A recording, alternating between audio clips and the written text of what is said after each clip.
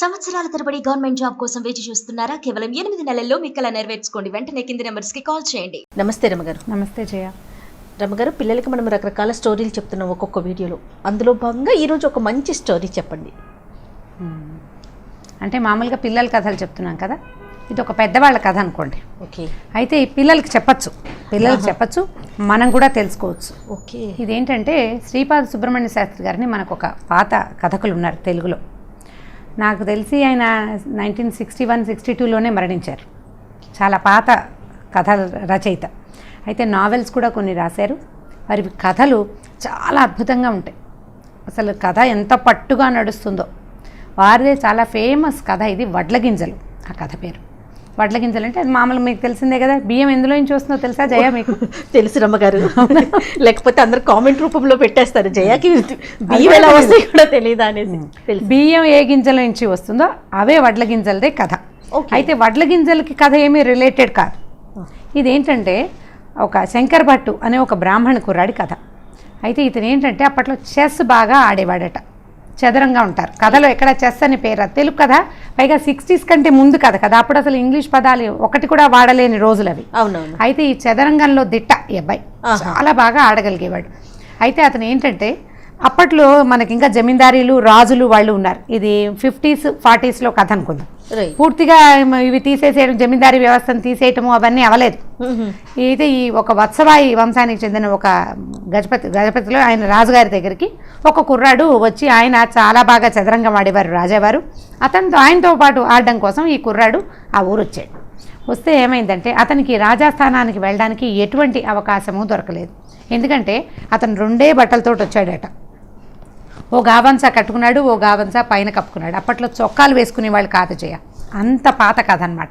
Shirt లేదు, ఒక నడుముకు ఒక టవల్ లాంటిది, అంటే మన చిన్న సైజు లుంగీ లాంటిది కట్టుకుని పైన కప్పుకునేందుకు ఒక ఉత్తరీయం లాంటిది మాత్రమే ఉంది. అయితే బ్రాహ్మడు కాబట్టి ఇప్పుడు చేయట్లేదు, కానీ పాత రోజుల్లో ప్రతి బ్రాహ్మణులు ప్రతి వాళ్ళు నిత్యం సంధ్యావందనం, త్రికాల సంధ్యావందనం చేసుకునేవాళ్ళు. పొద్దున, మధ్యాహ్నం, సాయంత్రం 3 సంధ్యల్లోనూ సంధ్యావందనం చేసేవాళ్ళు. చక్కగా విభూతి బొట్టు అది పెట్టుకుని కళగా బాగుంటాడు. కానీ ఇతని వేషధారణ చూస్తే రాజుగారి దగ్గరికి వచ్చేటప్పుడు కొంచెం మంచి బట్టల్లో రావాలి కదా, మనం అదే ప్రజెంటబిలిటీ ఉండాలి. ఇతనికి ఆ ప్రజెంటబిలిటీ లేదు. అతనుకున్న ప్రజెంటబిలిటీ ఏంటంటే మొహంలో ఒక వర్చెస్ ఉంది, బొట్టు పెట్టుకున్నాడు. అప్పుడు అందరూ సామాన్యంగా అందరూ విభూతి బొట్లే పెట్టుకునేవాళ్ళు. అయితే ఈ రాజుగారి దగ్గర ఒక మంత్రి ఉన్నాడు. అతను ఈ కుర్రాన్ని లోపలికి రానివ్వలేదు. అయితే ఈ రాజు దగ్గరికి వెళ్ళే అవకాశం కుదరలేదు. ఆ రోజుల్లో ఏంటంటే ప్రతి అరుగు మీద ఈ చదరంగ మాట నడుస్తూ ఉండేది. తర్వాత అప్పట్లో సానివాడలు అవి ఉండేవి, పథకాల కదా, అక్కడ ఇళ్లల్లో కూడా చదరంగం నడిచేది. అప్పుడు ఏముంది, టీవీలు లేవు, కాలక్షేపం ఏదో ఒకటి కావాలి కదా. పచ్చీసు అవి ఆడుకునేవాళ్ళు, మనకు తెలిసిందే కదా. పచ్చీసు, దాయకట్టం ఆడడము అలాంటివి ఆడేవాళ్ళు. పేకలు కూడా ఆ రోజుకి లేవు, కార్డ్స్ ఆడడం లేదు, చదరంగమే ఆడేవాళ్ళు. చదరంగం తెలివిగల వాళ్ళ ఆట. ఈ రాజుల ఇళ్లల్లో వాకిళ్లలో అరుగులుండి పొద్దునే భోజనాలు అవి చేసేసి ఏవో చిన్నపన్న పనులు చేసుకునేవాళ్ళు. వ్యవసాయదారులు అయితే వ్యవసాయం చేసిన మధ్యాహ్నాలు ఖాళీ కదా, చదరంగం ఆడేవాళ్ళు. ఈతను ఏం చేసేవాడు, ఈ ఊర్లో తిరుగుతూ ఈ ఊళ్ళో నడిచెళ్తుండేవాడు. ఓ చోట చదరంగం ఆడుతూ కనపడేవాళ్ళు. వాళ్ళు ఆడుతుంటే మెల్లిగా పక్కకి వెళ్తాం, వాళ్ళ దగ్గర కూర్చోవటం. అది కాదు, ఇది పెట్టండి అని 2వ కాయ పెట్టించడం చేసేవాడు. ఎవరి పక్షాన అయితే ఇతను కూర్చున్నాడో వాడు ఖచ్చితంగా గెలిచేవాడు. మంచి తెలివితేటలున్నవాడు. అతను బాగా ఆటొచ్చు. 2 సార్లు అయ్యేసరికల్లా వీడికి ఏదో ఉపాసన ఉంది, అందుకే వీడు గెలుస్తున్నాడు అనుకున్నారు. కొద్ది రోజులు, మరో 4 రోజులు గడిచినాయి. ఈసారి ఈ మొదటి పెద్ద వీధులు కాకుండా చిన్న వీధుల్లో ఆడే ఆటల దగ్గర కుర్రాళ్ళు ఆడతారు. ఎంత పెద్ద పెద్దవాళ్ళు, రాజులిళ్లలో పెద్దవాళ్ళు. రాచవీధులు అంటే రాజుగారి కోటకి చుట్టుపక్కల ఉన్న మెయిన్ స్ట్రీట్స్ వదిలిపెట్టేసి పక్క లైన్లలోకి వెళ్ళడం మొదలుపెట్టాడు. ఈ పక్క లైన్లలో కుర్రాళ్ళు ఆడుకుంటారు చిన్నవాళ్ళు, వాళ్ళ ఆటలు కూడా సెట్ చేయటం మొదలుపెట్టాడు. 2 రోజులు గడిచేసరికల్లా వీడు యాక్టివ్గా ఉండటం, తర్వాత ఇతని ఆటలో ఉన్న చురుకుదనం 3 ఎత్తుల్లో కట్టేయటం అవతల వాళ్ళని. అది వాళ్ళు తెలుసుకున్నారనమాట, వీడి దగ్గర చాలా ప్రజ్ఞ ఉందని. అతను కూడా తిరగటం మొదలుపెట్టారు. అప్పటిదాకా అతనికి ఒక గావంచాను, పైన ఒక గావంచా, కింద ఒక గావంచా మాత్రమే ఉన్నాయని చెప్పామా. పూటకోళ్ళ ఇంట్లో ఎవరో ఒక వేదరాజు పెద్దమ్మ ఇంట్లో భోజనం చేసేవాడు. వీళ్ళు మా ఇంట్లో భోజనం అని వీళ్ళందరూ తలా ఒక పూట అతన్ని భోజనానికి తీసుకెళ్ళేవాడు. ఈ భోజనానికి తీసుకెళ్లిన కుర్రాళ్లలో ఒకడికి సాని వీధులు అంటే ఆడవాళ్ళు ఉండే ఒక లైన్లో మంచి ఫ్రెండ్స్ ఉన్నారు. అక్కడ బాగా ఆట జరుగుతుందండి, మనం అక్కడికి వెళ్దామని ఒకరోజు ఇతన్ని అక్కడికి తీసుకెళ్ళాడు. కానీ డ్రెస్ మార్చుకోవడానికి ఒప్పుకోలే అతను. ఓకే, నాకు ఇదే భోజనం పెడుతున్నారు కానీ మీరు నేను దుస్తులు ఎలా మారుతాయి, నాకు అంత ఏం రాలేదని బట్టలు మార్చుకోవడానికి ఇష్టపడలా. ఆ వీధికి తీసుకెళ్ళాడు. వీధికి తీసుకెళ్తే ఆ వీధిలో ఉన్న ఒక అమ్మాయి దగ్గరికి రాజుగారి మేనలుడు, వాడు కూడా మంచి ప్రచండమైన ఆటగాడిగా పేరుంది అతను కూడా, అక్కడికి వెళ్ళారు.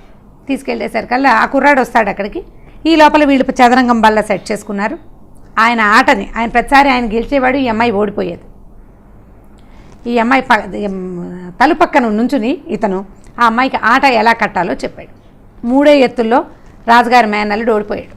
ఆయన ఆశ్చర్యపోయాడు. ఎలా చేసావు నువ్వు, ఎప్పుడు నువ్వు ఓడిపోతావు, ఈసారి ఎలా గెలిచావంటే నాకు ఒక తాయెత్తు దొరికిందని చెప్తుందనమాట. ఇలా ప్రతి లైన్లో ఎక్కడెక్కడ చదరంగం ఆడతారో వాళ్ళందరినీ పట్టుకున్నాడు ఇతను. అయిన తర్వాత ఏం చేశారు, వీళ్ళు ఈ కుర్రాళ్ళల్లో కొంతమంది, మీరు మాతోటి చిన్న చిన్న వాళ్ళతో ఆడడం ఏంటండి, రాజావారు అద్భుతమైన ఆటగాడు చదరంగంలో, ఆయన కొట్టేవాడు లేడు ఈ పరగణాల్లో, కాబట్టి మీరు రాజుగారితో ఆడాలన్నారు. అప్పుడు ఇతను ఏం చెప్పాడంటే, నేను వెళ్ళాను, మంత్రి నాకు ప్రవేశం ఇవ్వలేదు, రాజు దగ్గరికి వచ్చేటప్పుడు మంచి బట్టల్లో రావాలి, ఏదైనా పట్టుకురావాలి రాజుగారికి బహుమతిగా ఇవ్వడానికి, ఓ పండో ఫలమో తేవాలి, ఇతని దగ్గర ఏమీ లేవు.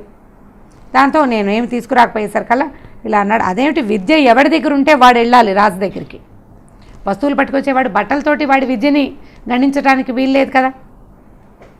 వాడి తెలివితేటలు ఉంటే డబ్బులు కనపడతాయి బట్టల వల్ల, విద్య ఎలా కనపడుతుంది? విద్య కానీ విజ్ఞానం కానీ వ్యక్తుల్లో ఉంటాయి. అది వాడి మాటల వల్ల, వాడి జస్టిస్, వాడి ప్రవర్తన వల్ల బయటపడాల్సిందే కానీ పైన కనబడే వేషం వల్ల కానే కాదు. అందంగా అలంకరించుకుని చక్కగా హ్యాండ్సమ్గా కనపడే ఆడవాళ్ళకి కానీ మగవాళ్ళకి కానీ చదువు వచ్చని, బాగా మాట్లాడతారని, బాగా విద్య ఉందని మనం అనుకోలేం. అందరికీ ఎలా ఉంటుంది, నోరు ధర్మగానే తెలిసిపోతుంది వాళ్ళ సంగతి ఏంటో. ఇప్పుడు ఇతను మాట్లాడంగానే ఇతను వర్క్ చేస్తూ తెలుస్తోంది, అండ్ మాట్లాడగలిగే అతను మాట్లాడే విధానాన్ని బట్టి తెలుసుకోవాలి మంత్రి, ఆయన తెలుసుకోలేకపోయాడు. అయితే ఈ కుర్రాళ్ళు ఏం చేశారంటే, మనం రాజు దగ్గరికి వెళ్ళడానికి సులువైన మార్గం ఉంది, ఈ మేనల్లుడు ఓడిపోయాడు కదా, అతన్ని పట్టుకుందామని అతని ద్వారా ఈ శంకర భట్టుని అక్కడికి ప్రవేశపెట్టారు రాజుగారి దగ్గరికి. సరే ఆట మొదలు పెట్టేసరికల్లా రాజుగారికి అర్థమైంది, ఎదురుగుండా ఉన్నవాడు చాలా టఫ్ ఆటగాడు, అంత సులువు కాదు.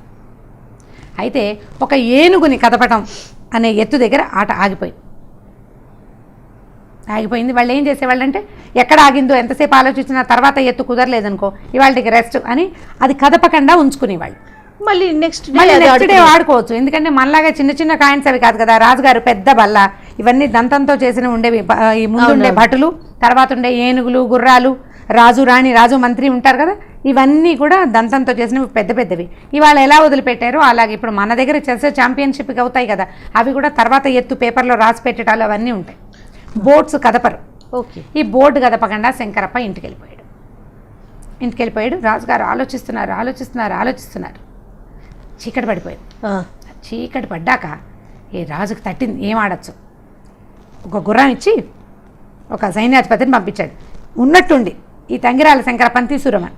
ఓకే అనేసరికల్లా ఏనుగు వస్తే వస్తాను, ఊరికే రానని చెప్పాడు నేను. శంకరప్ప గుర్రం మీద రాను, నేను ఏనుగు మీద వస్తానన్నాడు. వీడు వెళ్ళి వెనక్కి వెళ్ళి ఈ సైన్యాధ్యక్షుడు రాజుగారు ఇలా అన్నాడండి అనగానే అప్పుడు ఆయనకి స్ట్రైక్ అయింది. ఆ ఆటలో గెలవాలంటే ఏనుగుని కదపాలి. ఈయన గుర్రాన్ని కదిపి ఆడదాం అనుకున్నాడు. గుర్రం కదిపితే ఓడిపోతాడు.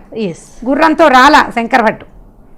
దాంతో ఆయన వెంటనే ఏనుగుని పంపించి, ఆయనకు ఒక భద్రగజం ఉంటే ఆ గజాన్ని పంపించి ఈయన్ని తీసుకెళ్ళాడు. నువ్వే గెలిచావు, నాకు ఎత్తు కుదరలేదు అని చెప్పి ఈయనకి అఖండమైన సన్మానం చేసి చాలా ప్రైజ్ చేశారు. చాలా విశేషమైన సన్మానం చేశారు.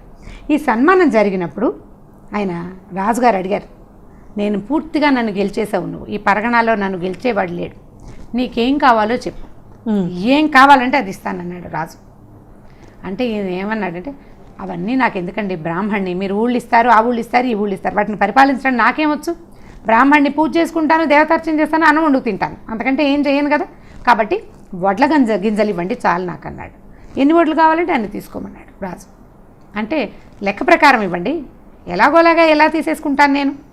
లెక్క ఏంటంటే, చదరంగం బల్ల ఉంది కదా, గళ్ళు కనపడతాయి. మొదటి గడిలో ఒక గింజ, తర్వాత దాంట్లో 2, తర్వాత దాంట్లో 4, తర్వాత 8, 16, 32 అట్లా డబల్ చేస్తూ పెట్టండి అన్నాడు.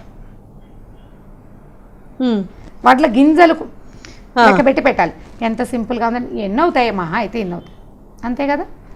కొలిపించి లెక్కబెట్టి కొలిపించి పంపిస్తామన్నారు. అందరికీ నవ్వొచ్చింది. ఏమిటి పిచ్చి బ్రాహ్మడు, రాజుగారు ఒక ఊరు ఇస్తాడేమో, చక్కగా ఓ అగ్రహారమో 2 అగ్రహారాలు ఆయన ఒకటి ఇవ్వాలనుకున్నాడు, 2 అడిగితే ఇచ్చేవాడు. వడ్ల గింజలు అడిగాడు. ఏమిట్రా వీడి తెలివి, వీడేదో అఖండమైన తెలివితేటలు ఉన్నవాడని అనుకున్నాం మనము.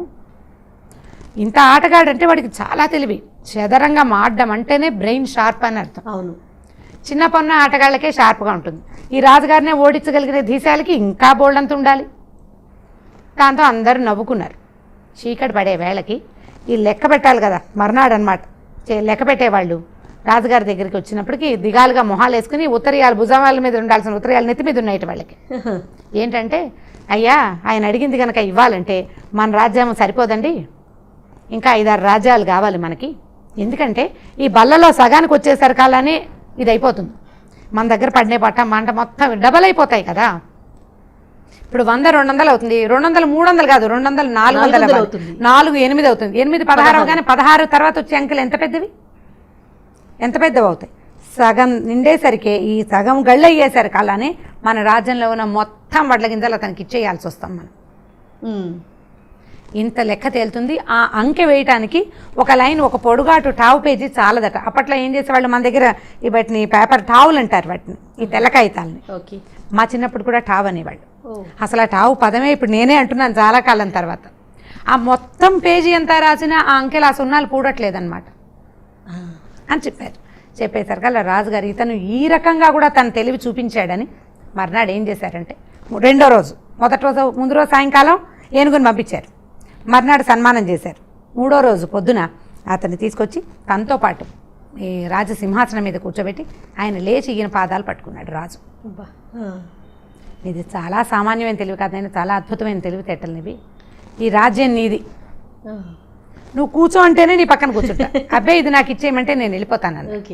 అప్పుడు ఈయన ఏమన్నాడంటే, నా సంగతి ఏమిటో మీకు తెలియజేయడం కోసమే, ఈ ఊళ్ళో వాళ్ళకి తెలియజేయడం కోసమే నేను చెప్పాను, కానీ రాజ్యం తీసుకుని నేనేం చేస్తాను ప్రభు, మమ్మల్ని పాలించగలిగిన వాళ్ళు మీరే.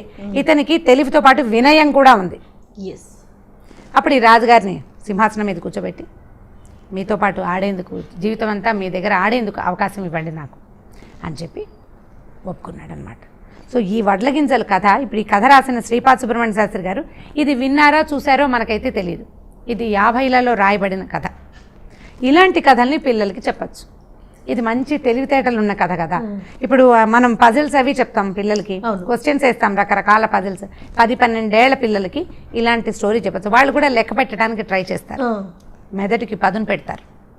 ఈ మ్యాథమెటిక్స్ని తెలివిగా వాడుకోవటం అనేది భారతదేశంలో చాలా ముందు నుంచే ఉంది. ఇప్పుడు వీళ్ళు చెప్పే పజిల్స్ ఇవన్నీ కూడా ముందు నుంచే ఉన్నాయి. ఇది ఇంకా పెద్ద పజిల్ కదా, అందరికీ ఎంత ఒక బస్తాడు గింజలు అవుతాయి అనిపించింది, ఎన్ని కోట్ల బస్తాలు అయినాయి ఇవి కదా. కాబట్టి ఈ స్టోరీస్ కూడా పిల్లలకి చెప్పచ్చు. ఇది చిన్న పిల్లలకి కాదు, 12 ఏళ్ళు 11 ఏళ్ళు వస్తే పజిల్స్ చేయటము, క్వశ్చన్స్కి ఆన్సర్ చేయటము వచ్చే ఏజ్ పిల్లలకి కనుక ఈ కథ చెప్తే ఇది మీరు తెలుసుకోవటము మంచిదే, పిల్లలకి చెప్పడము మంచిదే. క్లియర్గా చెప్తున్నాను, శ్రీపాద సుబ్రహ్మణ్య శాస్త్రి గారు రాసిన వడ్ల గింజలు కథ. ఇది తెలుగు మామూలు ఇలా నేను మాట్లాడుతున్న తెలుగులో ఉండదు, కొద్దిగా పాతకాలపు భాష, పూర్తి గ్రాంధికం కాదు, పాతకాలపు బ్రాహ్మణ భాష. అర్థమైన వాళ్ళు, తెలుగు వచ్చిన వాళ్ళు, చాలా మందికి తెలుగు రాకపోవచ్చు, వచ్చిన వాళ్ళు చక్కగా చదువుకుంటే అలాంటి కథలు చాలా ఉన్నాయి. సుబ్రహ్మణ్య శాస్త్రి గారు నాకు ఫేవరెట్ రైటర్స్లో ఆయన ఒకరు. మనము రాబో వీడియోలో సుబ్రహ్మణ్య శాస్త్రి గారి స్టోరీస్ కథలు ఇంకేమైనా 1-2 మనం చెప్పుకోవచ్చు. ఇది పిల్లలకి చెప్పడానికి యూజ్ అవుతుంది. రైట్ రమ్మగారు, థ్యాంక్ యూ సో మచ్ రమ్మగారు. ఓకే జయ. ఈ వీడియో కనుక మీకు నచ్చినట్లయితే లైక్ చేయండి, షేర్ చేయండి. మరిన్ని వీడియోస్ కోసం మా ఛానల్ని సబ్స్క్రైబ్ చేసుకోండి.